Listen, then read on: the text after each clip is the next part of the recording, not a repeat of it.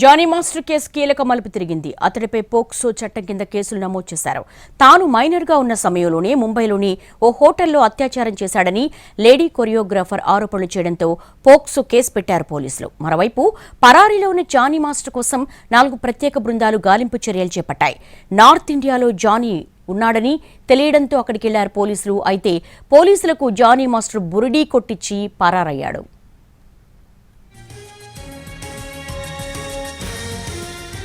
మరిన్ని వివరాలు మా crime bureau chief Ramesh Vytla Narsingi PS నుంచి అందిస్తారు.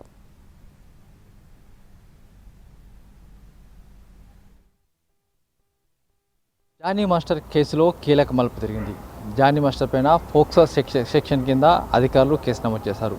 బిఎన్ఎస్ పోక్సో సెక్షన్ కింద కేసు నమోదు చేశామని అధికారులు చెప్తున్నారు. అయితే ఇప్పటికే రేప్తో పాటు రేప్ అటెంప్ట్, దాడి మొత్తం 3 సెక్షన్లు కింద కేసు నమోదు చేసిన అటు నార్సింగ్ పోలీసులు తాజాగా చూసినట్లయితే అటు జానీ మాస్టర్ పైన పోక్సో కింద కేసు నమోదు చేసినట్లు అధికారులు చెప్తున్నారు. ఎందుకంటే అతను అమ్మాయి మైనర్గా ఉన్న సమయంలోనే బొంబాయి తీసుకువెళ్ళి కొరియోగ్రాఫర్ పైన అత్యాచారం జరిపారన్న ప్రధాన ఆరోపణలు. ఈ ఆరోపణల మేరకే పోలీసులు కేసులు నమోదు చేశారు. ఇప్పటికే కొరియోగ్రాఫర్ ఇచ్చిన ఫిర్యాదు పైన పోలీసులు కేసు నమోదు చేసి విచారణ ముమ్మరం చేయడం జరిగింది.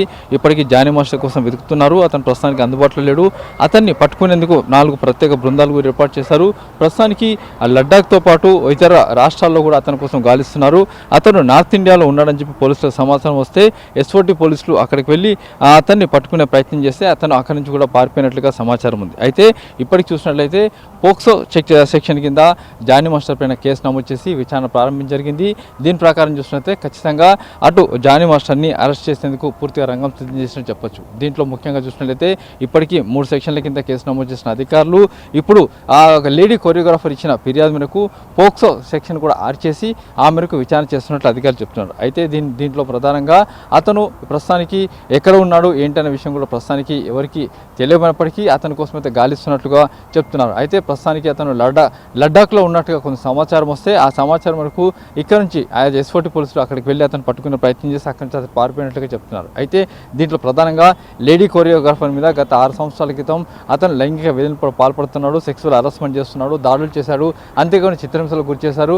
తనను వివాహం చేసుకోవాలని చెప్పి కూడా చిత్రహింసలు పెట్టినట్టుగా అటు లేడీ కొరియోగ్రాఫర్ ఇప్పటికే ఫిర్యాదు చేసింది. అయితే ఫిర్యాదు మేరకు నార్సింగ్ పోలీసులు కేసు నమోదు చేసి విచారణ ముమ్మరం చేసినప్పటికీ దీంట్లో పోక్సో సెక్షన్ యాడ్ చేయడం వల్ల ఈ కేసు చాలా సీరియస్ అని చెప్పవచ్చు. అంతేకాకుండా పోక్సో సెక్షన్ యాడ్ అయిన నేపథ్యంలో ఫర్దర్గా అంటే ఎలాంటి విచారణ లేకుండా ఎక్కడ ఉన్న పలంగా అతను అరెస్ట్ చేసేందుకు అవకాశం ఉంది.